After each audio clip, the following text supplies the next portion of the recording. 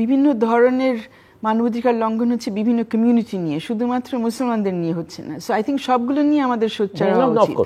মানে এটা সেই জন্যই বলছি যে ইটস নট দ্যাট বাংলাদেশ মুসলিমদের কথা বলবে আর ইন্ডিয়া হিন্দুদের কথা বলবে, এটা তো হওয়া উচিত না। কারণ আমরা আমাদের দেশে বাংলাদেশি মুসলিম, হিন্দু, খ্রিস্টান যারা বিশ্বাস করে না সবাই তো আছি এখানে, তাই না? সো সবার পক্ষে আই থিঙ্ক সবার বিষয়গুলো আমাদের একটু সেদিন মণিপুরে একটা চার্চেও আপনার আক্রমণ হয়েছে।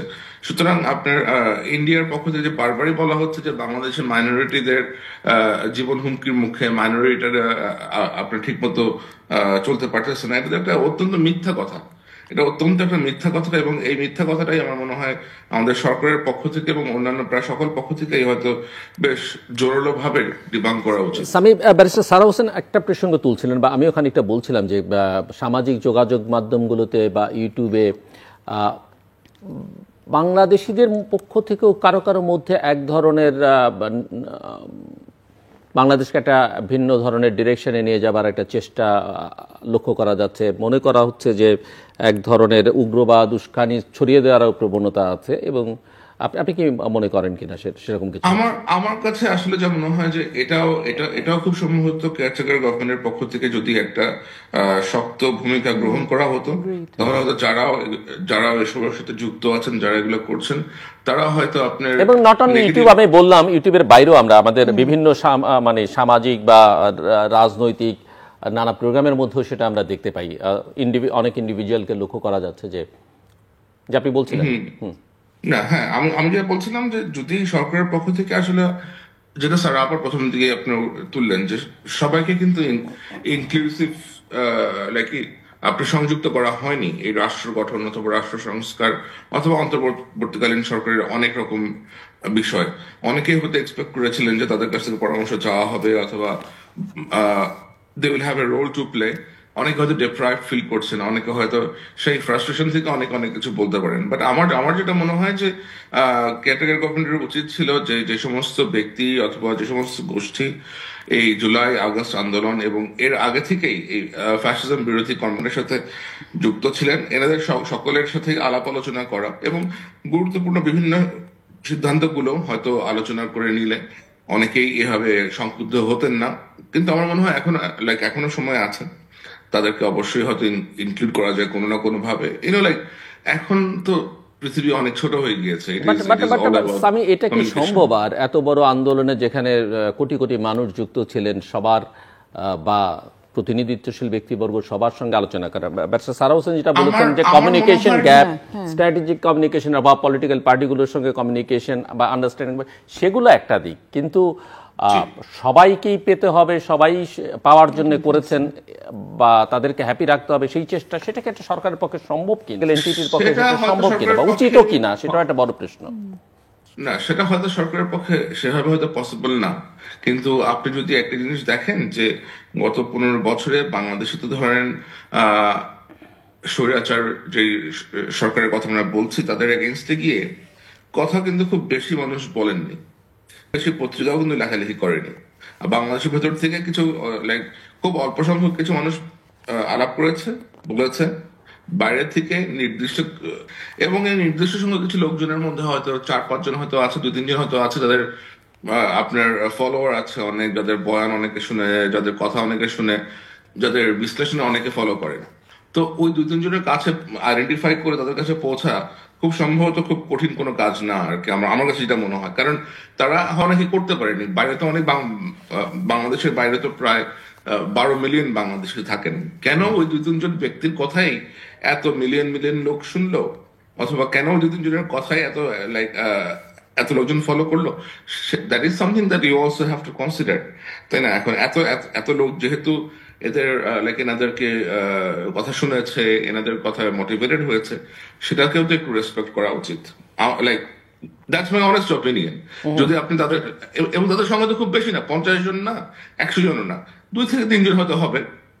Government could very easily reach out to them, এবং তাদের সাথে তো সরকারের একটা না একটা আন্ডারস্ট্যান্ডিং ছিল, অথবা তাদের সাথে সরকারের বিভিন্ন পলিসি মেকারদের পরিচয় ছিল। সুতরাং এখন তাদেরকে সুযোগটাই বা আপনারা কেন দিবেন যে তারা আপনার এগেনস্টে গিয়ে কেন কথা বলবে? আপনি যদি তাদেরকে আপনার সরকারের 2-1টা গুরুত্বপূর্ণ ডিসিশনের মধ্যে ইনভলভ করতেন, তাহলে কি তারা এ ধরনের কথাবার্তা বলতো, অথবা এ ধরনের যেভাবে আপনার আক্রমণের শিকার হচ্ছেন, আক্রমণের শিকার হতেন? আমার আমার আমার খুব সম্মত মনে হয় না। সামির যখন শুরু করেছিলেন কিছুটা গভর্নেন্সের প্রবলেমের কথাও ইন্ডিকেট করছিলেন, নানাভাবে বোঝাবার চেষ্টা করছিলেন, আপনি কি সেরকম দেখেন? গভর্নেন্সের অর্থাৎ মানে সামগ্রিকভাবে?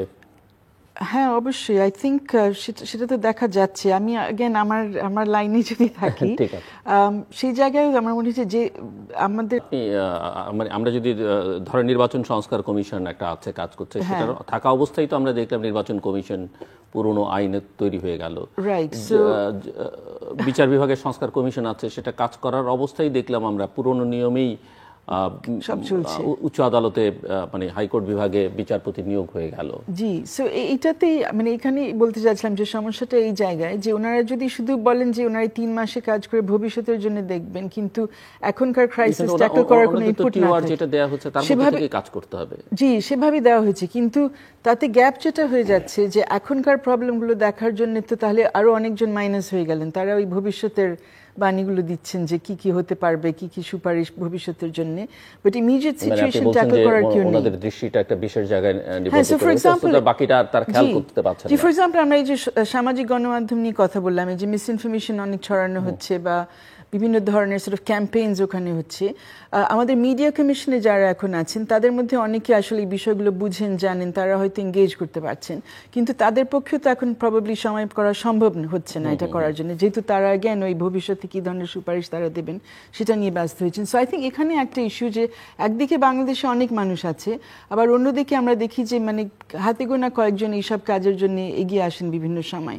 সো ওনাদেরকে যেহেতু অকুপাই করা হয়েছে ইন দিস রিফর্ম এজেন্ডা, আমরা আবার ইমিডিয়েট ক্রাইসিস ম্যানেজমেন্ট এজেন্ডাতে ওনাদেরকে পাচ্ছি না, তো ওখানে একটা গ্যাপ হয়ে যাচ্ছে।